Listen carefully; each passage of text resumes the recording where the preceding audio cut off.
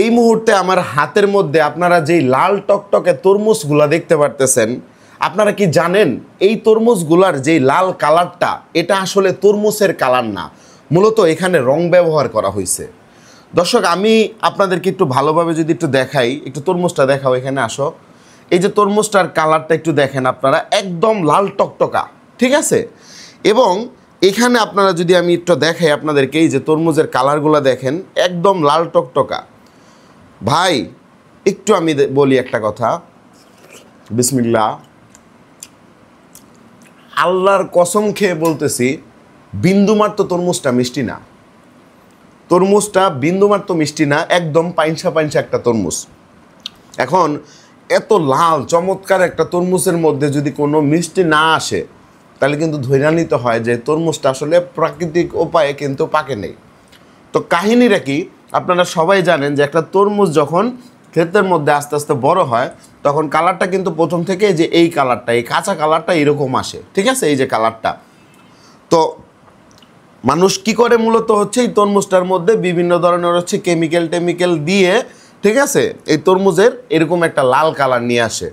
এখন আমার ভাই প্রশ্ন, আমি যে তরমুজটা টাকা দিয়ে কিনলাম, এই তরমুজটার দাম নিচ্ছে আমার কাছ থেকে 300 টাকা, ঠিক আছে? 300 টাকার সামথিং একটু কম, ছোট তরমুজ, অত বেশি একটা বড় না।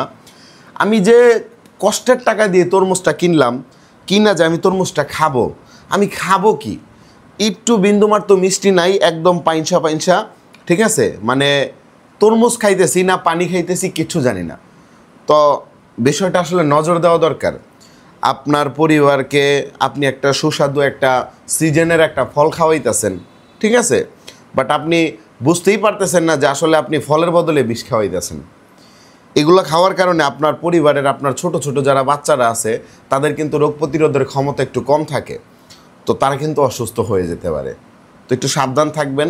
আমি মনে করি যে ছোট ছোট বাচ্চাদেরকে এ ধরনের ফল ফুল না খাওয়ানোটাই বেটার, কারণ এতে করে কি হয়, দেখা গেছে আরও মানে একটু মজার জন্য খাওয়ানো হইলো বাচ্চাদেরকে, বাট বাচ্চারা পরে অসুস্থ হয়ে যাবে, মেডিকেলে ছোটাছুটি দৌড়াদৌড়ি, মা বাবার ভোগান্তি, এছাড়া কিছুই না।